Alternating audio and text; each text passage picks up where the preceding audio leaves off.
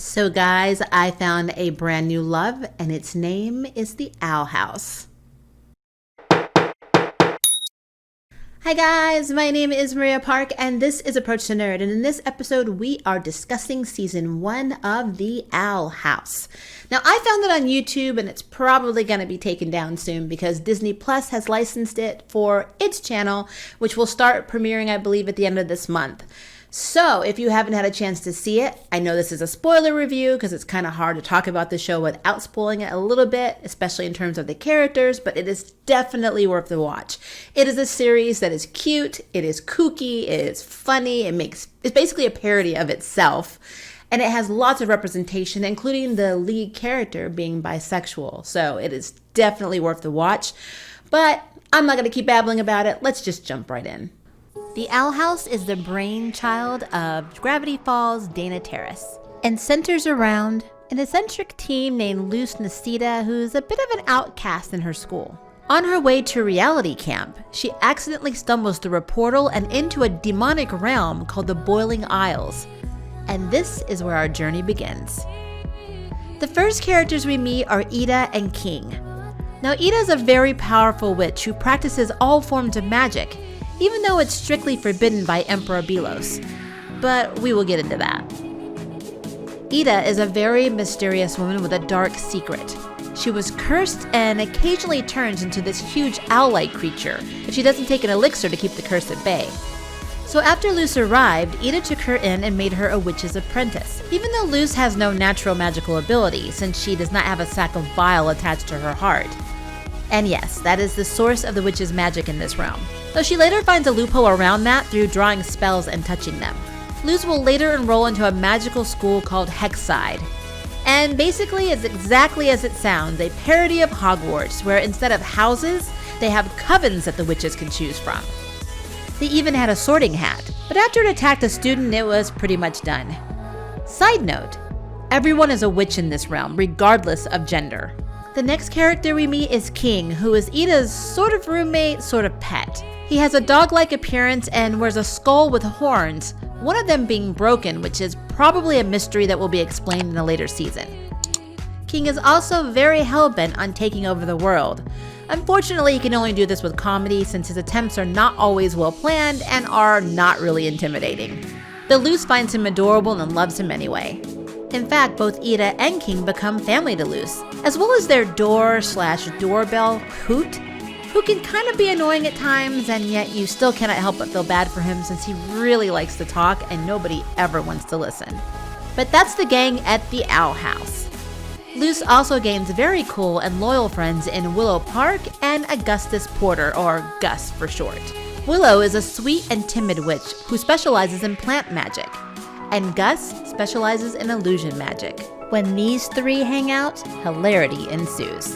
And then there's my personal favorite of the series, Amity Blight, who hopefully wasn't named after the horror movie and book series Amity Horror. She initially is a Draco Malfoy to Luce's Harry Potter and specializes in abomination magic. Her family is very, well, stuck up. And if this were the Harry Potter world, they would definitely be the Malfoys. She has 2 fun and sneaky older siblings, cough cough cough, Fred and George Weasley if one of them was a girl, and seems to be the only one in her family that actually has a very open mind and a kind heart. Something that we learn a little bit more of later in the season when it's revealed that her parents force her to stop being friends with Willow. At first, Amity does not like Luce at all, especially since every time she comes across her, she causes trouble for her. But after a few misunderstandings are cleared up, Amity starts to develop feelings for our titular character, who thankfully in this case also identifies as bisexual, so there's a pretty good chance she'll reciprocate Amity's feelings at some point. But until then, watching Amity's gay panic scenes with Luce are absolutely adorable. And let's not forget this scene. Now what would a Harry Potter parody be without villains? Meet Emperor Belos. He's kind of a cross between Palpatine from Star Wars and Voldemort from Harry Potter. He has these guards called the Emperor's Coven who basically help him control everyone by only allowing witches to take one track in school, binding their magic, while he gets to know them all. And for some reason, everyone follows this, including Ida's younger sister, Lilith. But the one person who doesn't follow this is, of course, Ida. And the Emperor wants her taken care of. And the best way to do that is to have her sister subdue her by forcing her to join his coven. Now, when it comes to coven leader Lilith, she really does care for her sister, but she harbors a very dark secret. When the two of them were younger, they both trained every day to be in the Emperor's coven. But when it came to selection time, they learned that there was only one available spot and that they would have to compete against each other. Since Ida was stronger than Lilith, she knew that she wouldn't have a chance against her older sister. So she decided to put a temporary curse on her sister, draining her powers for a day. The irony is that Ida had no intention of fighting her sister and actually willingly gave her the spot. So basically, Lilith ended up cursing her sister with a horrible curse for absolutely no reason at all.